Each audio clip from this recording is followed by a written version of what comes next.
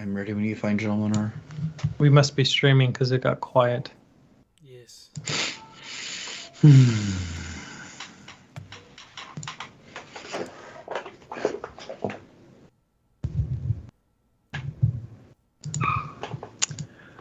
All right, you ready for me to do this? Yes.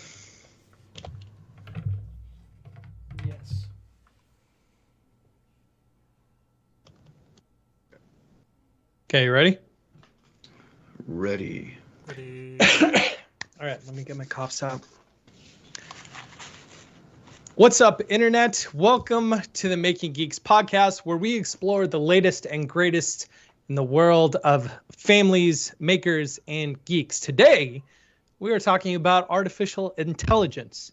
It's a rapidly growing field that, quite frankly, is transforming industries and changing the way that we live and work. Artificial intelligence, or AI, as you've heard it a lot in the news recently, refers to the development of computer systems that can perform tasks that normally require human intelligence, such as learning, problem solving, decision making, but it has the potential to revolutionize everything from healthcare to transportation. And as we've seen recently, it's already being used in a variety of applications such as image processing, speech recognition, language translation, autonomous vehicles. But with that great power comes great responsibility. And there are real ethical concerns surrounding the use of AI, especially when it comes to the recent topic of AI art. These biases and potential job displacements are something that we're going to talk about tonight.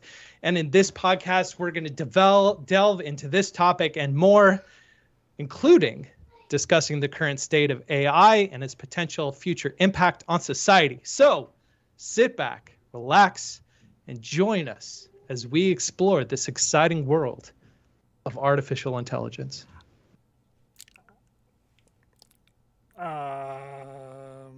Okay.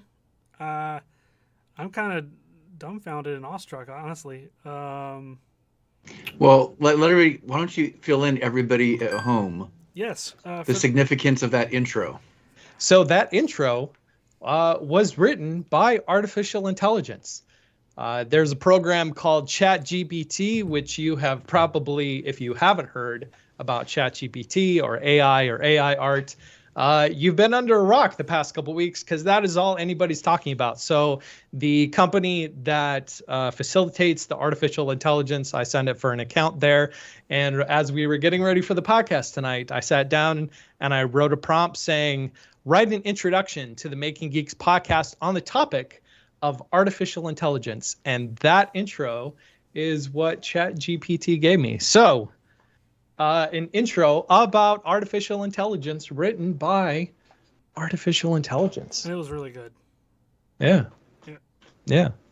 It was good. I was impressed. They even pulled the Families, Makers, and Geeks thing from our website. Yeah, they got the order Yeah. switched up a little bit, but I no, mean, it's pretty. It's amazingly impressive what you can do with this tool. Yeah, it's already proving to have some interesting ethical concerns in schools, and trying to figure out who did what work and other things. It's going to be very interesting. Write me a paper. Well, it's also going to mean that more now than ever, students are going to have to write on location for their work, and not have to okay, go do this at home. Nope, you're going to do it here and now, because those sites are already blocked on campus. There's almost no way around them. Interesting. So, yeah, it's going to be very, very interesting. Wow. Well, with that, what have you guys been up to lately? It's been a while, hasn't it? Yep. Yeah. See, myself, for the last month or more, honestly, I've been designing different ornaments to sell, and some of them have taken longer than others, and I'm a little bit behind the curve as far as timeline. But like in the last couple of years, I've sold like little laser cut ornaments or 3D printed ornaments, on my K40 and then my Glowforge last year, and they're all locally themed. So I live in a town called Cary, North Carolina, and so a lot of them are Cary based. And I'm in a Facebook group that has a lot of like in jokes and memes and things that are passed in there. So a couple of them are actually like meme references. So I'm just going to post on there like, hey, here's some ornaments for last minute gift ideas or stocking stuffer kind of thing, and see what I can do in 2 weeks. No shipping, local pickup only. And I can show you some of the ornaments for those that are listening at home. So I've got there's been a lot of construction in Cary, and so I created one that has A is the shape of a orange traffic cone or construction cone. Oh, that would work here right now too. It's horrible here right now. Yeah. And Cary recently went through like a branding effort or whatever to like for like all their social media, and it was like a lot of posting about it, and they were like coming up with like a little tagline, and it was life inspired, and so I changed it to life inconvenienced, and it's on the little ornament there. And I've got recently, so I live kind of in a urban-y kind of area. It's not like a big city or anything, but you typically don't see many larger wildlife. And recently, someone spotted a bear on one of the main streets down here, which is pretty unusual for our area. And so, and this was in the last 2 weeks, so I created an ornament around that because it's a very specific thing that, you know, people in China, you know, they can't get a leg up on this situation. So I'm holding it up, and it says "Berry Christmas" on it. It's got a little landmark from Cary, like on the main street. It's like a little art center that we have at the end of one of our main roads, and I put a little stocking cap on them. And so that one I just finished today. I thought that one came out pretty good. Multi-layered. See different kinds of plywood, maple plywood, and I think I've got some cherry on there and some painted elements as well. I won't show all of them, but the last one is one I thought was kind of clever. I might actually sell some shirts regarding it. So I took the famous phrase "keep calm and carry on," and I changed the Cary spelling to Cary, like North Carolina, which is Cary. And I put a minivan at the top because everybody drives a flipping minivan around here because there's all families and stuff. And so, yeah, those are some of my more interesting ornaments that I've made. Yeah. So where are you selling those? On our Facebook group that we have for the Cary town. There's several of them, but there's one that's localized for downtown Cary. And so there's like a pretty active online community on there, and they get together for like lunches and like just meetups and stuff. And so they're pretty online savvy, and they're always quick to meme stuff and like put GIFs in, and they're pretty fun. So last couple years, people would take pictures of random abandoned things around Cary. So like one year there was a laundry basket full of clothes on a street corner, and it sat there for like 4 days. So people kept posting pictures as they drove by it. So, you know, there was like the mystery of whose it was and all the stuff. And there's like a local house that has for the last over 10 years, there's a red ladder propped against it and like on one of the main streets. And so it was like this landmark that everybody knew about. I know that house. Yeah, exactly. And this year, you've showed me that house. I showed you the house. Yeah. And this year it was down. The ladder was down, and people were like, what the hell is going on? And so I made an ornament for it last year, and it was like it was a picture of the dude's house with the red ladder attached to it, like propped up against it. And people left like strollers in a park, like where'd the baby go, you know, and different things like that. So it's just kind of fun little oddities and novelties. So, and I call them memorializing. I think that's the hashtag I'm going to use. They're little in jokes. I think they're kind of fun. Nice. Yeah, we'll nice. See what kind of damage I can do in 2 weeks. Sounds fun. It is. So I put out a video this week. I put out my last laser review of the year.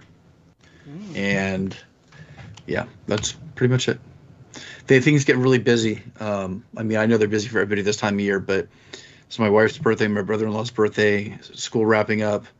I have a Christmas party that I have at my house in 2 days that I have to get ready for. It's on my side of the family that we have at my house early. So we can kind of get everybody out here, and just, it's crazy. Yeah. I'm tired. I'm tired, but doing okay otherwise. And yeah, it's kind of nice to hang out with you guys because otherwise I'd be just working around the house and trying to finish up stuff. So, Glad to be a have you, distraction. Donovan? Yes, absolutely. You know, when we talked about Thanksgiving, you talked about how your family's version of Thanksgiving is like wholly unique. I would be interested to hear like what atypical things you guys do for Christmas. That would be a fun conversation.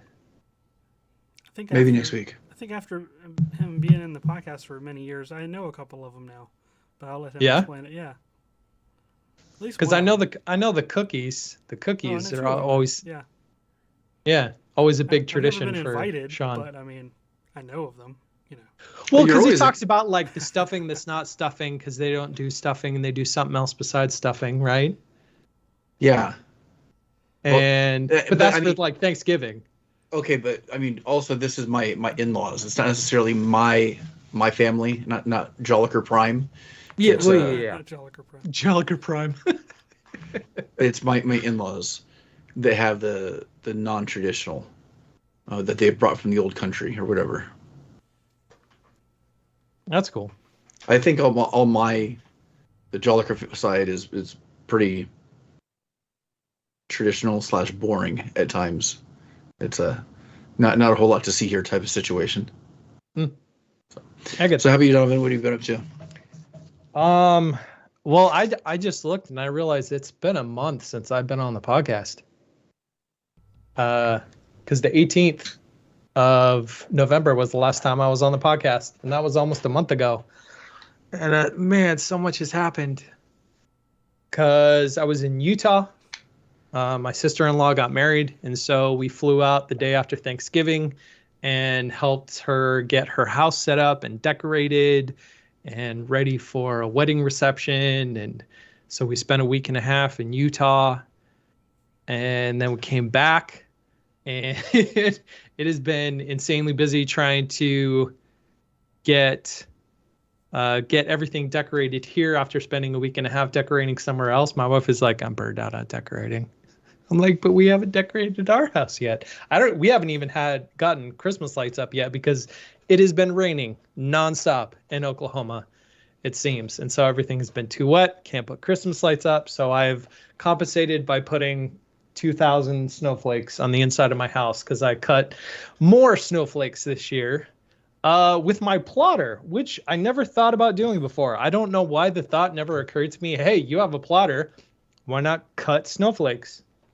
But I put a video together on cutting snowflakes on a plotter, and that was supposed to go up today, and I decided not to publish it because I realized nobody cares. Not nobody cares. I have this. No. I know, and I'm still gonna publish it. But I had this like existential moment coming back from Utah. I don't know if you guys saw on my stories, but I was unpacking, and part of my unpacking is I have this little electronics bag that I take on all my trips with all the adapters and power cables and things like that. It's kind of like my go bag, but for electronics. And in that go bag is this little USB drive that I've had for forever that have like project files and like a couple movies and things on that. It's like my just in case USB drive, but it's USB A and everything now is USB C. So I haven't used this USB drive in a while. And so as I was unpacking, I pulled this thing out and I'm like, man, I don't remember what is on this. What is on this USB drive? So I plugged it in and I was looking around and I found a video that I published in 2015. In 2015 to my YouTube channel then, celebrating 7 years of creating content on YouTube. So it was like a 7-year recap with little 1-second snippets of all of the videos that I had done in the past 7 years. And it was really cool. I was like, wow, I forgot about that. And then I realized, wow, that was 7 years ago of a video of me celebrating 7 years of creating content on YouTube. And I was like, I've been doing this for 14 years. And out of morbid curiosity, I looked at my old channel and, checked analytics, and I was like, I'm getting the same views on my videos now that I did when I first started my channel 14 years ago. And yeah, an existential crisis ensued where for the first time in 14 years of doing this, creating content on YouTube, I'm like, should I be doing this anymore? I'm not progressing. I'm improving. Like the videos that I make, loads better. My capabilities, my abilities in woodworking and making and like filmography and like all that kind of stuff, I've gotten so much better, but I have not progressed at all. And so that existentialism of content creation has lingered in the back of my head ever since that moment. And so when I got my video done and ready to publish, I was like, I can't do it. So it's been a busy few weeks. It's been a busy few weeks. Not to mention all the stuff that I've been seeing online that we were talking about tonight with artificial intelligence. That has been fascinatingly cool distraction for me in the past couple weeks. Yep. Yeah. Oh, so I was gonna have the AI generate my response for that, but I wasn't on the ball. Clearly, I need to have something ready for that, bookmarked. Yeah, I feel you on that, the crisis thing. I remember having a similar one when I worked at Best Buy, where it was like on my 5th anniversary, and I realized that I had been there for longer than I was in the Navy, and that felt like it forever. And so that was the point where I started looking for other stuff to do. Yeah, I don't want to be here for longer than I was in the military. That's depressing. So, yeah, it's interesting to move on for things like that. Yeah. Yeah, it's also probably not helpful to dwell on it too much. Yeah. I mean, because in the 3 years, I think it's been 3 years you've been on the show now, Donovan, or however long it's been. I think we've gone over that exact thing maybe about 3 different times where you've had that same conversation. So no, I know, and it's funny in my Instagram stories, I'm like, Sean and Wes could probably attest that moments like this happen way too much. Just walk back off the ledge. No, it was just it was a weird moment because I had not thought about how long I had been doing this before. Because I was like, oh yeah, I've been doing this for a while, years and years. Most people, especially in this space, only know me since 2017, and not the 8 years prior to that. So, well, what we're talking about tonight, I think, signifies an even bigger change, and is going to have a lot more people reflecting on what they do. And I think we're seeing just the surface of the impact that a lot of this is going to have.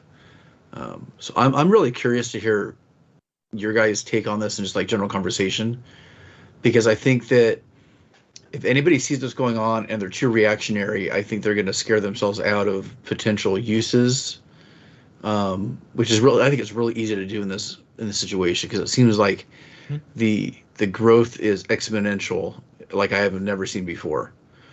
Before we even started recording, I was watching a video from Film Riot, which is one of my favorite YouTube channels for years. They do a lot of indie film, and I like the guys that run the channel.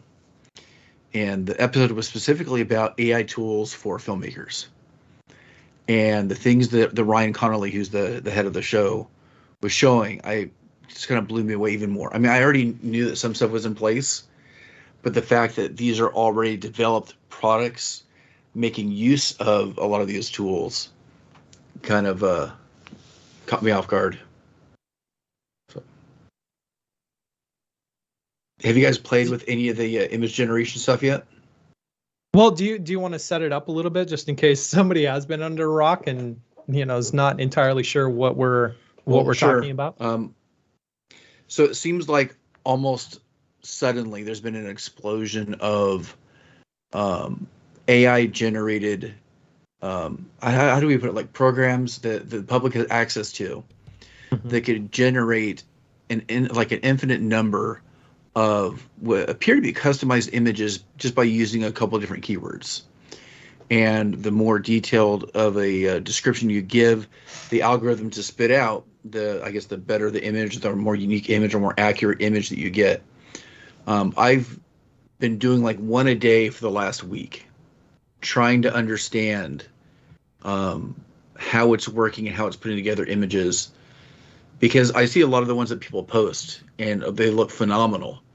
And then when I do it, it's like, well, that doesn't look that great.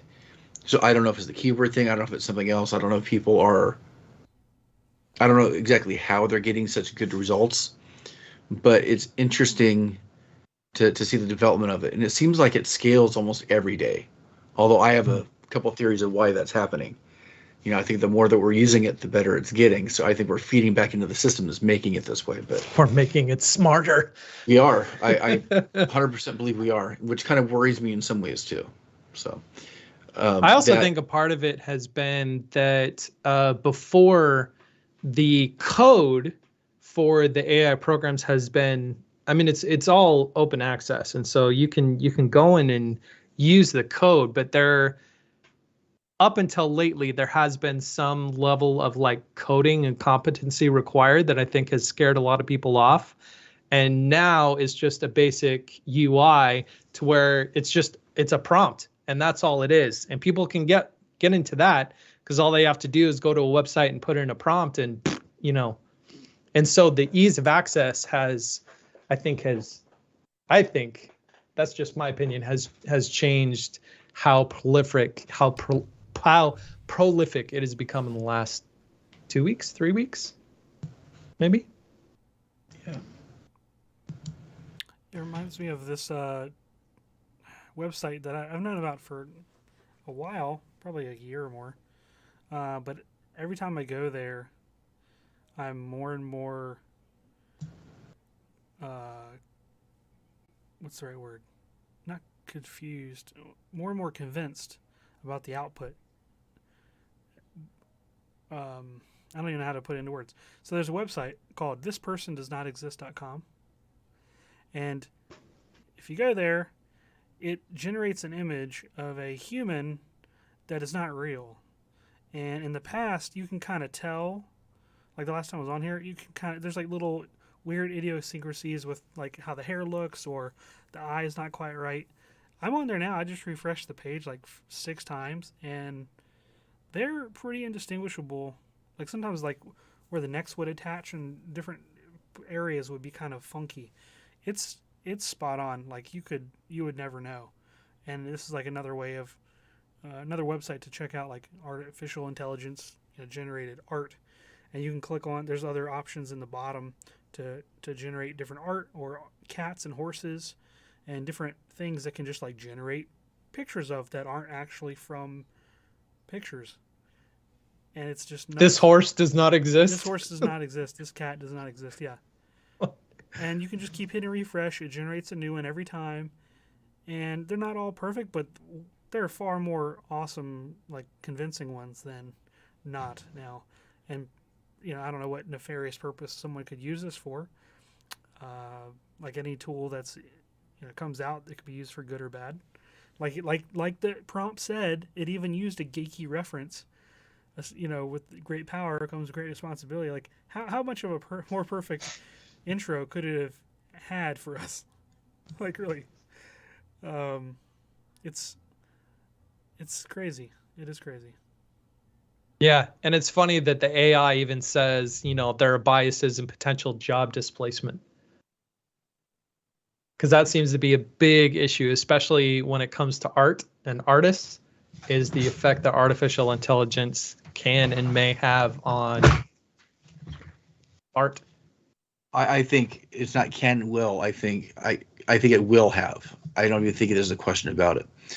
Although there's a lot of sites and different places that post art that I've seen in the last week say that they're trying to put in policies to say there's no AI art allowed. So they're already trying to separate out and kind of discourage the automatic generation in order to not take away from the skills that people are trying to develop and show, which I think is good at this one point in time until we try to get a hold on this.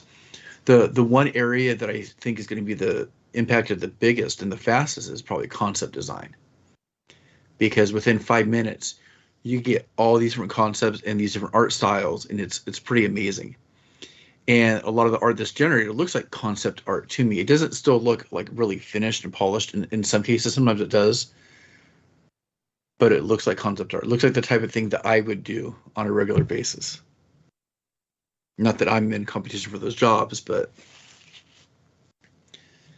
yeah, I'm still trying to wrap my head around a lot of it.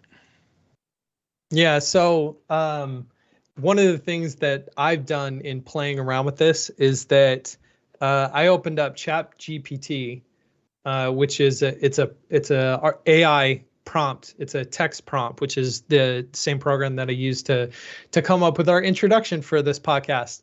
And a week ago, I opened it up and I said, write a Once Upon a Workbench YouTube video about a DIY project based on the movie Klaus.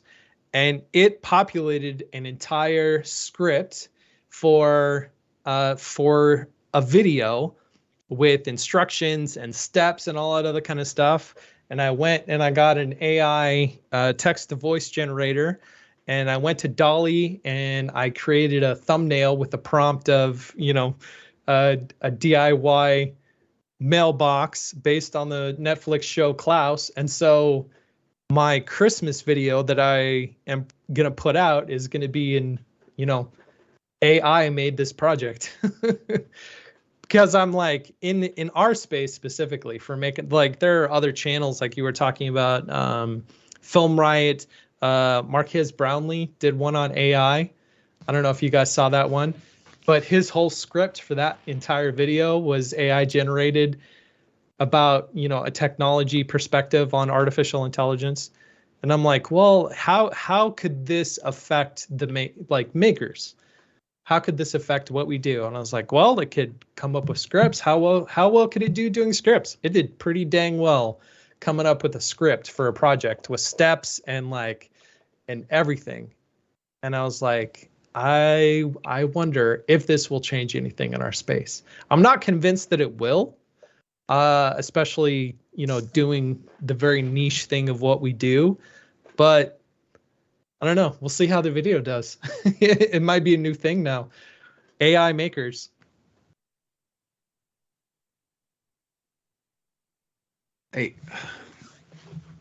I'm still kind of trying to figure out what the real implications of this are. And in some ways, I know I said for the past week that I've been generating an image a day. But in a lot of ways, I don't want to do any of it. I kind of want to steer clear of it. And I think it's because I don't fully understand all of it. And what I mean by that is these things have been released for free. I'm curious about, the servers running this. I'm curious about where they are. I'm curious about the information that it's cataloging. I'm curious about who's profiting, because at some point somebody's going to be making money off this. I just saw a note that ChatGPT is projecting $1 billion in revenue by 2024. Oh. And there's a lot of things that I am unsure of and a little bit nervous about. Even for my background in computer security and stuff, there's a lot of weird red flags being raised for me regarding a lot of this. And I don't feel like I know enough yet, and it's scaling way faster than anybody could really manage. There's one company, what is it? Prisma? Is that the one that's that everybody's been generating their thumbnails from? So there's an app that a bunch of people have been downloading. For $8. You can send it 15 pictures of your face or 10 pictures or something like that, and it will send back a collection of AI art of of you in like fantasy and cartoon and different styles. Is that the one that Corridor did? Yeah. So that's what I wanted to talk about, because you were saying like people profiting off of it. Whoever came up with this app, oh my gosh, they're probably multimillionaires now, because everybody has been using this app to generate these AI pictures that you can literally do for free. All you need to do is go to the website, put in your pictures, and spit it back out for free. But somebody made an app where, they send you send them your pictures and they send you back the AI art for $8 a pop. And I'm like, there are so many people that have used this app and they've shared on social media, and that sharing has gotten other people to download the app and send them $8. And I'm like, that's a multi-million-dollar idea that they probably became a millionaire in the last 2 weeks, just because of how many people have paid for this thing that, like you said, it's all open. It's open source. It's free. You could do it yourself. But the thing is that there's a lot of coding and command line stuff, I think, you have to do from Prisma. And the app probably... Was it Prisma? Is that it, Prisma? I think so. I was just looking up right now. So I couldn't remember the name of the one that Corridor Digital used, because they got some really cool results based off their test. Yeah. Yeah, it's amazing. A lot of people are probably going to profit greatly from this, especially in the early days when it's still new and people don't know any better. Wes, you're kind of quiet there. You look like you're pondering. No, just recalling some other examples of videos I've seen that talk about AI and stuff. So Phil Edwards, he's a video producer at Vox, and he has his own channel. I've talked about him here a couple times before. He has 2 videos at least about AI and stuff, and one of them is how he's protecting his own job against AI, which is pretty interesting. So I recommend people going to check that out if they haven't already. That was a good one. Yeah. But it is interesting. And I think on the flip side also, when you have different groups, restricting the use of them in school settings, I'm sure there's going to be a couple outliers where they're going to lean into that, like maybe like more magnet schools or computer-based learning institutions, that they want people to kind of lean into that more to see what else they can squeeze out of it, from the flip side, from like a programming aspect or whatever. So and when you combine like the deep fake stuff with this, like you could generate so much. if you can use the learning, or excuse me, the person does not exist to generate several pictures of the same person from different, angles, then you can totally deepfake that fake person into a video and have it say anything, since you can artificially generate the text to speech stuff. I mean, and give it its own script. It's going to be pretty difficult to determine, as if it's not already difficult to determine, what's real, what isn't, and all the different implications from like political aspects to, you can have like world upheaval if they use this in the nefarious way. Yeah. I think the doom and gloom aspect is kind of like ever present. Anytime a new tool becomes available, I think there's a lot of... That's what I was saying. Yeah, I mean, and it wasn't that long ago when it was the NFT craze. And the NFT craze is still kind of there, except that there's other news about the NFTs recently with some other stuff. So aside from the possible negative implications, which I'm sure we'll talk about more, are there any positives of this do you guys foresee? Like being able to look at a more positive outlook of having these tools available to everybody? Yeah. I mean, it's hard not to like try just focus in on our space and what this means for our space, but I don't want to say it's bad that students now have access to something like this, but it's not entirely bad that students could have access to something like this, especially people that may not know where or like how to start an idea or how to develop an idea or how to like do research. Because the thing about Chat GPT is the fact that it's prompt based. You can ask it questions and it scours the internet almost instantaneously to come up with the answers. They're not always right, obviously, but like it's like on demand Wikipedia in a little text box. There's a lot of good, I think, that could come from it from people that would otherwise not have the ability to utilize that kind of information. Since it is available to everybody, there's no exclusivity to it. And so I think that's a good thing, or could be a good thing. Of course, there's a lot of, you said it's blocked on all your school's computers, so there's obviously a lot of concern over the ethical implications of it. But there are like practical advantages that I see to it, and just in terms of helping people get started. Sure. Because one of the discussions that I've heard, especially in terms of like the AI art, is that AI will never replace art, because even if AI can get 90% of the way there, you still need human influence to do that other 10%. Like, yes, it can. Yeah, but like, you're talking about today. No. I get that. I understand that, but I think it's like you still. I think this is just me. I think you will always need that human element in some fashion or another. What level, I think, may change, but look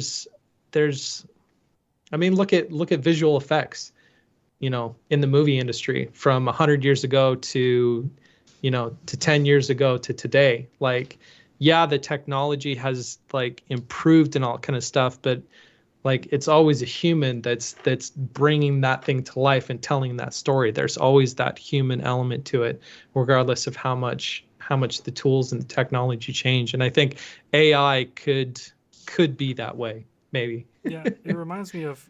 I think I brought this up in the past. When I was in high school, we had like a art class. I had a really awesome art teacher who was very kind of forward thinking with a lot of her stuff and the things that she would let us do in the class as far as like media that we were able to use.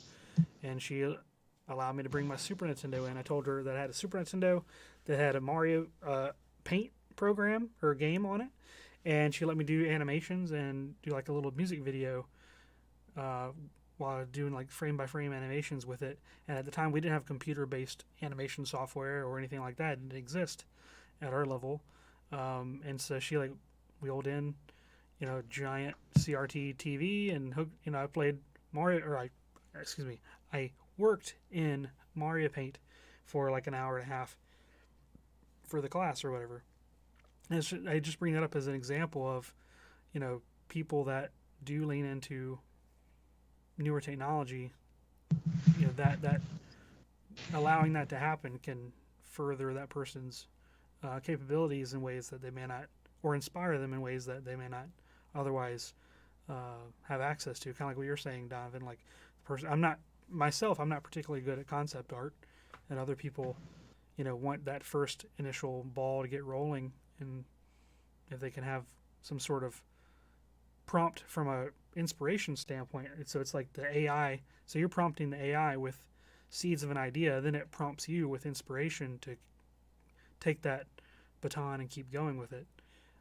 So does that make your art that you generate from it any less valid because of the inspiration came from an artificial source? I don't know. Maybe not. So I know I initially said about like the positive aspects, and I think that on one hand, being able to scale what you can do and scale up what you could do in a amount of time. So let's say I'm editing or I'm trying to generate art, and with using maybe using the AI generated art I use as my starting point. I could build on top of that or whatever it might be. I think that's okay, and I think there's some benefit to that. But you're looking at maybe needing fewer people to do certain jobs now, so reshifting of skills and labor that way. But something else I was also thinking is that every new generation of technology seems to take us one step away from like the origin of it. So I do a lot of digital art, and I have my students doing a lot of things in Photoshop right now. And the things that we're doing are almost like painterly. Well, most of the students have never held a paintbrush. A lot of them don't know that a paint stroke is a lot different than a stylus on a drawing pad. So they've already been removed from that. Now, with this, it's like we're skipping a couple steps and just saying, okay, I typed in this really cool prompt, and I got the AI to generate this piece. Am I an artist now?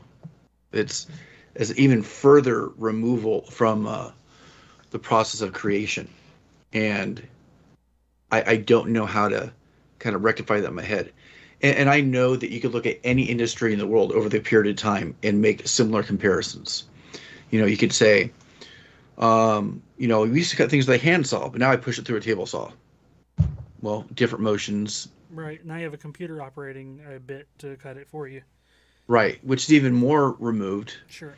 And see, in education, we used to make the argument about writing and how writing by hand was extremely important, because your hand moving and making the letters for the letters on the paper and writing is a different connection between that muscle movement and what you're writing, as opposed to no matter what key you press on the keyboard, it is the same motion, the same key. There's a disconnect between that creation.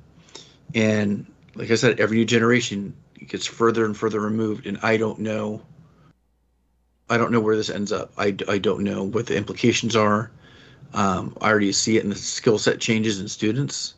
I know the skills are going to evolve to other things, but I don't know. It has me a little bit concerned, even more so. Thinking about it more now.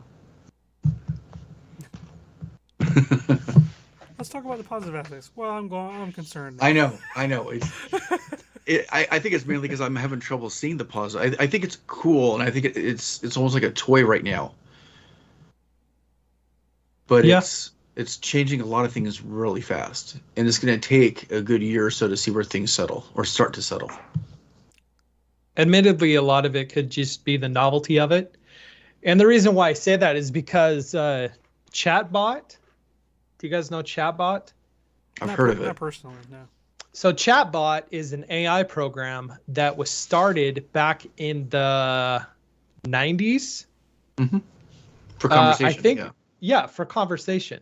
Yeah. And it was a therapist that helped create Chatbot. And the first time his receptionist sat down at Chatbot, he went back in to check on her, and she was like, "No, don't bother me. I want to keep talking." And he's like, he became very anti-chatbot. Even though he helped develop it, he became very anti-chatbot because he's like, this is going to replace the need and use of psychologists if somebody is more comfortable, like, dishing out how they're feeling to an artificial intelligence than to a real human being.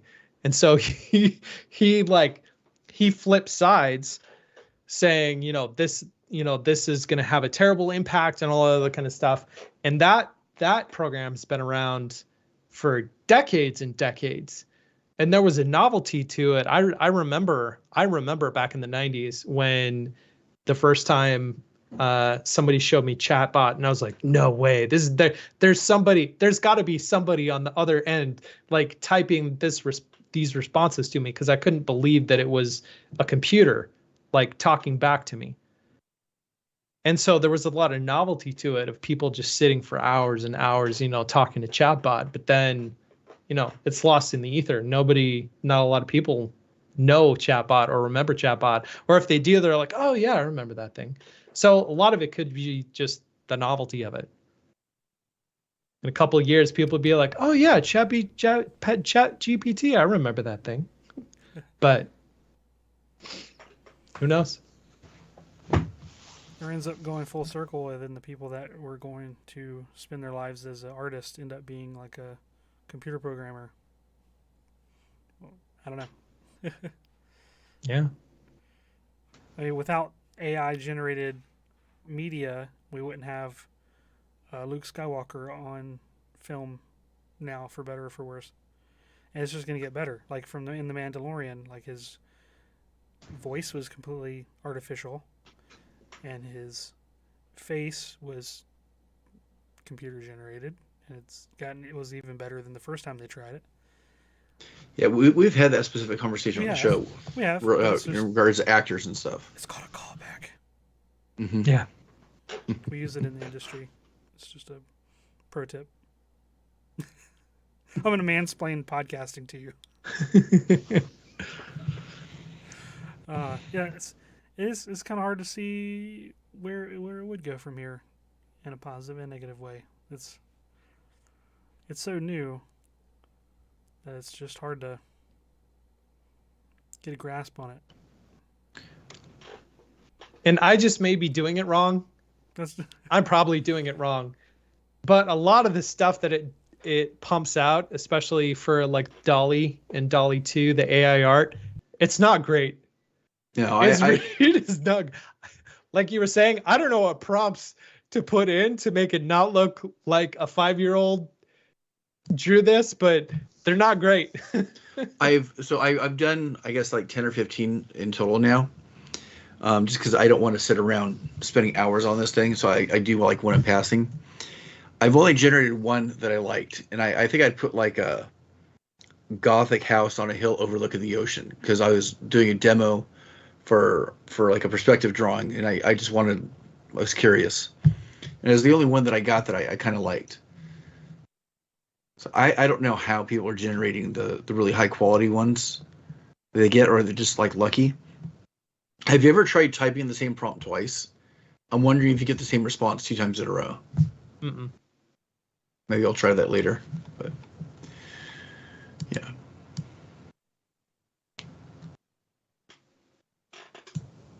Yeah, some of them are interesting. Some of the responses are. I'm doing it while we're talking. I'm like, yeah, these are terrible. Especially when it comes to like people. Like anything with people, the arms and hands are like all twisted, and like it's like H.R. Geiger, but like in full color, and the faces are awful. I'm curious though as to what is their pool of reference? Is it just the internet? Is it just image search on through Google? I don't know what they're pooling to look at for reference to build these images. Because at one point, if nobody told me what these things were, I would almost thought it was like I was kit bashing, but it's not the right term for art. It's like a collaging together or something. This is a good way to describe it. Collage. But I don't think it's doing that either. So I don't know what it's using, and I don't know if it's self-referential, because I don't know if it has any kind of basis for, this thing could be improved, type of thing. I don't know if it's constantly getting better on its own, or if it's an algorithm that has to get tweaked. I'm not really sure how that's working. But like I said, I have more questions about it and how it's working and information it's cataloging than a lot of other things. I mean, because if it's building a huge data set, like the ones where you have to send in like an image of you. I mean, that always makes you a little bit worried and nervous. There was an app that got really popular really quickly about a year ago or so, where it ages you. And I remember even some people in our community saying, don't do it, because it's a Chinese-owned company, and now they have, facial data for, millions of people. And that stuff always, because I used to work in computer security, so I'm always thinking about how things could be used against you. I mean, not that the data's not out there already in some form already. Yeah, it's possible all those images that were collected were fed into the "this person is not real" algorithm. It's hard not to be paranoid like that, Yeah, it makes you feel like the sky is falling type of thing. Yeah. And my dad is definitely one of those that it's like And I don't like being that way. He would fall in that same camp. He would like, yeah, he falls in that same camp. But then I have to sit back and be like, do you think you're important enough that a multi-billion-dollar company wants your face so that it can track you? Like they're gonna do that kind of like financial investment on you. And when I think about it in those terms, it's like I don't know if we're like self-aggrandizing ourselves, being No. I think we are so important that like no. I think that's an oversimplification of the process, simply because of you think about the different situations in which fraud can be committed, identity theft, different things like that. You don't have to be somebody important for those things to happen to. You just have to be the random schmo that was unfortunately chosen. I don't think it even has to be directed. Excuse me. So, and I'm still trying to think about, and I know that there's positives. I've already seen positives on the backside. I think that part of it is that the moment you mention AI, I think it makes people nervous to begin with. But I've been using AI for the last month and a half, specifically in Photoshop, for removing people from backgrounds, where I don't have to draw around them anymore. I just say select subject, and I'm able to grab it. And I know that's AI. There's already AI imaging built into a lot of these programs now. But for some reason, it feels safer when it's bundled like that. I know, and I'm probably mistaken that way too. But it's weird that it feels different than this other stuff right now. Yeah, I use AI in all of my videos to upscale my footage from 1080p to 4K. How long have you been doing that? A month. Does it feel like it does a good job of upscaling? Oh my gosh. I was like, I don't need a fancy camera now. I can upscale to 8K if I want to, and the resolution is insane. I don't know how it does what it does, but it does a great. There are some artifacting if the shot is too busy. There's a little bit of artifacting, but it's called Topaz AI. But the upscaling feature is just phenomenal, and I can create slow motion, like 240 FPS slow motion out of 24 frames a second. That is seamless. It is insane how good this program is at creating slow motion and upscaling footage. I'm just like, I was gonna buy like an R5, R6, top of the line camera to replace my M50. I'm like, I don't need to do that anymore. $50 on an AI program, and I can come up with, footage that's just as good as if I shot it on a $6,000 camera. So it saved me a bunch of money. I have a container of old home movies that I'm supposed to be digitizing for my parents. Uh-huh. And a lot of the footage is really bad. So, like the old camcorders in the 90s. I want to try to run it through some of those that footage through the Topaz AI and see if it actually makes it, better, and almost like saves some footage too, that is almost like too grainy to really even care about. That might be kind of cool. Yeah, there's some videos, because I was like really on the fence about it, but there are some videos of people taking like 480p footage and upscaling it to 8K, and I was just like, oh my gosh. So we could take all those old VHS tapes that we thought were trash. Yeah. And now we don't have to rebuy them as the DVD and Blu-ray and now you can watch it on an IMAX screen. Yeah.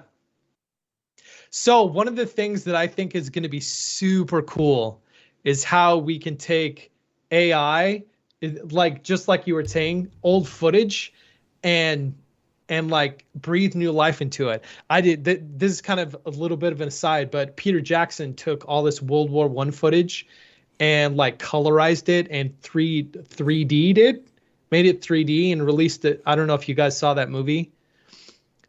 Yeah, it's the stories they told or something like that. It's amazing. because you would think that all of this footage was like shot recently, but it's all from like World War One that was restored and upscaled and all that kind of stuff. And I was like, AI helped with all that. It's amazing. You know, I just realized. I'm sorry, Wes. Go ahead. Go ahead. Nope. Sure. Yeah. Okay.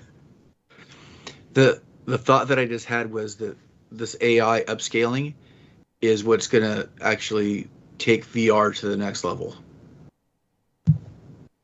I think that's the missing component that they've been waiting for to actually make it happen, to make it more to like fully eliminate the screen door effect. Mm-hmm. I think that might be it. All right, sorry, Wes, go ahead. I was going to say other things that are incredible are our patrons at the Making Geeks Patreon page at patreon.com/makinggeeks. I had the AI generate a thank you for them. I submitted, be thankful for fans of the Making Geeks podcast. And it said, it is important to be thankful for the fans of any creative project, including a podcast like Making Geeks. Without the support of fans, it can be difficult for a podcast or other creative project to succeed. Showing appreciation for your fans can be a good way to foster a sense of community and encourage ongoing support.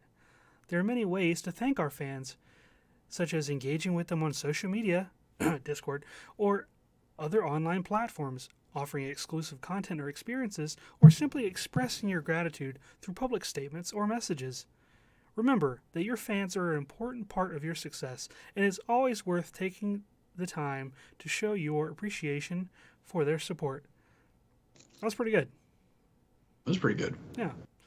I tried to get it to get a little more specific, but I actually got prompts back saying it doesn't collect data on specific people. And it didn't want to answer those things. So there are safeguards in place. That's good. At least in that one. For now, for this one, exactly. Our top patrons: Jordan, Nolan, Square Splinter, and Clinton. Thank you guys, along with all of our other patrons, for your support. We appreciate you. What are you guys geeking out about? Wednesday. What's happening on Wednesday? Did you guys talk about that last week on the podcast? Oh, you're talking about the show? I haven't seen it. Yeah, the show on Netflix, Wednesday, which is Wednesday Addams. It's Tim Burton's newest endeavor, which is a TV show. It was incredible.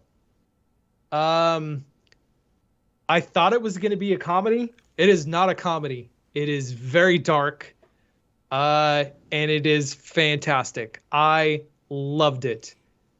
I didn't love Morticia and Gomez. I think they are the only odd things out in that entire show, but the rest of it is just fantastic. Oh, it was so good. I couldn't stop watching. Like, Arcane was the last one that I'm like, I started watching the first one, started watching the first episode, didn't stop until I reached the end of it. Wednesday, I started watching the first episode, and I couldn't stop. It was fantastic. Geeking out about Wednesday on Netflix. Very cool. I'm geeking out about a podcast episode. You guys ever heard of Tim Ferriss or the Tim Ferriss podcast? He had Todd McFarlane on in one of his most recent shows, and it was a 2-hour interview, and I wanted a third hour. Todd McFarlane started talking and didn't stop, and everything that he talked about was like an awesome story and progression. A little bit exhausting too, just because he's nonstop. But hearing how he got started, how he got into the industry, how he made changes, how he kind of upset the status quo, it's a fantastic episode. I've always had a lot of respect for McFarlane and the stuff he's done. So if you have any interest in comics, McFarlane, drawing, anything in that industry, give it a listen. It's on the Tim Ferriss podcast. Yeah, Todd McFarlane and J. Scott Campbell were like my childhood. It's amazing. Ever tell you the story about how I got a hold of an early script of Todd McFarlane's for a movie that never got made? No. Yeah, I was working at the production studio, and he was shopping a script around called Beyond the Eyes of Sleep or something along those lines. And it came in like this a folder that had these awesome concept prints of his. I have them, and I'm probably not supposed to have them, but my boss said I could take it and have it. I got to find it. I should have it somewhere. Oh my gosh, yes. Yes, I you don't do. I don't think I have the script. Actually, I don't know if I do. I'll have to look. It's unreleased, but I have the prints. I said because they're awesome. And this is 1999. They were dye sub prints, so really high quality for that time. Yeah. Wow. If I ever meet him, maybe I'll see if I can sign them. And I'll go, "How did you get these?" I'm like, well, Oh my gosh. I've been looking For for that. anybody, yeah.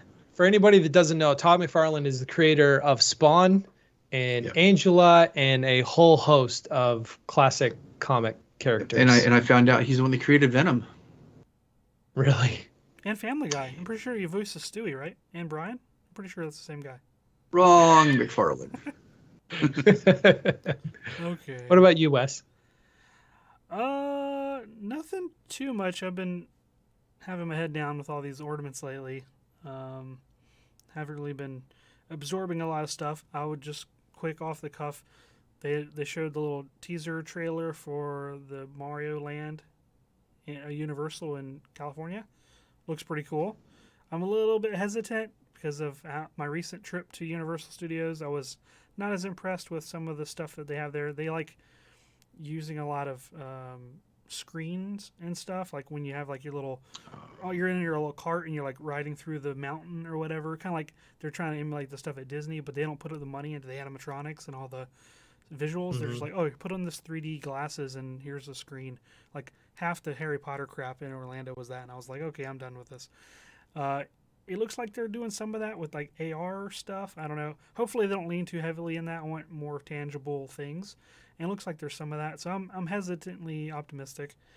What else beyond that?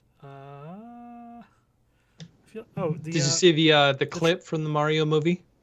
I did. Looks good. Yeah. It's looking pretty good. The trailer for the new Spider-Verse movie came out. I wasn't impressed as other people were because over half the footage in the trailer was a recap of the old movie. So I thought that was kind of not that great, honestly. Other people were like freaking out of like 10 seconds worth of Spider-Man running across the screen. I'm like, that's great. Just show me more of that. It's like the Doctor Strange Multiverse of Madness. The only madness was like in 10 seconds. Like that's how I felt. I felt very underwhelmed and like not. I felt gypped, honestly. It should have been a teaser trailer. Yeah, It's like it one of seems those- like yeah. they're setting up Spider-Man 2077 to be the villain. Right. Mm-hmm. Yeah. It's fine. I'm interested in it. I love the first one. I just felt like I didn't need a recap. If I'm already a fan of the stuff, I know what happened. Like how many other trailers use half their screen time to show footage from it was just lazy, I think. My opinion. It's like when you're getting ready for that new episode of whatever the show is, and it's like a callback episode where they're just rehashing all the Previously. stuff. Yeah, or no, it's just like it's like a clip episode. You know, a lot of the sitcoms would do those, and they would only have like 10% of new stuff. It's just like, ugh. I'm just a crotchety old man. Get off my lawn, Spider-Man. Speaking of 10% of new stuff, if you want to see the 10% of the new stuff we're working on, you can follow us on social media. Wes and all of his ornament making currently. You can follow him on Geeksmithing. I haven't done that in a while. Sean and all of his laserness, because lasers are cool. You can find a You can Geeksmithing. see all. Yeah, you can find a Geeksmithing. Actually, I do have a follow-up question. Did you get the link figured out to the Lasers Are Cool t-shirts? I just put the direct link in Discord. Okay. I have some work to do on my website. And if you want a Lasers Are Cool shirt, definitely check that out. And if you want to see the snowflakes and the AI-generated project that I'm working on, you can follow me at Once Upon a Workbench. And also, if you'd like to join us playing Valheim or other video games, join our Discord and become a patron. You can join us playing different games. We played Valheim last week when we all couldn't get together for the podcast. I think there was like 6 or 7 of us playing at the same time. It was a lot of fun. They recently came out with an update. I would say I've been geeking out about that. I've been playing that way more than I should. When anything's, oh no, I need to laser something for like 30 minutes. Oh no, let me jump into Valheim so I can watch and be responsible with my laser sitting beside me. I can't leave the room. I'm stuck in this chair. I can't do anything else but play Valheim. So it's been a lot of fun. That's a good excuse to have. It is. And if you'd like to reach out to us about the show specifically, you could go to our website at makinggeeks.com and go and check out the contact page. That's where you can send information there if you have ideas or topics for the show. And you can check out the shop where we have some Making Geeks themed merchandise for you to check out and possibly pick up. And you can listen to all the past episodes right there in the browser. So right there at makinggeeks.com. I want to thank everybody hanging out in the live chat with us, giving us some good feedback on how they feel about some of the AI conversation going on. It's definitely something that's going to be a point of contention and conversation for quite a while. I think this is going to kind of stick around as it evolves. We're in a very interesting hotspot right now as it's gaining popularity. But if you'd like to be part of that awesome group in the chat, we record every Thursday evening. Let's see, what is it? 9:30 Eastern, 9:30 Eastern, 8:30 Central, and 6:30 Pacific. You can find new episodes of the podcast every Saturday morning on your favorite podcast player of choice, something like that. From all of this to all of you, have a great week. See you next time. Bye. Bye. I had a Wes moment. I realized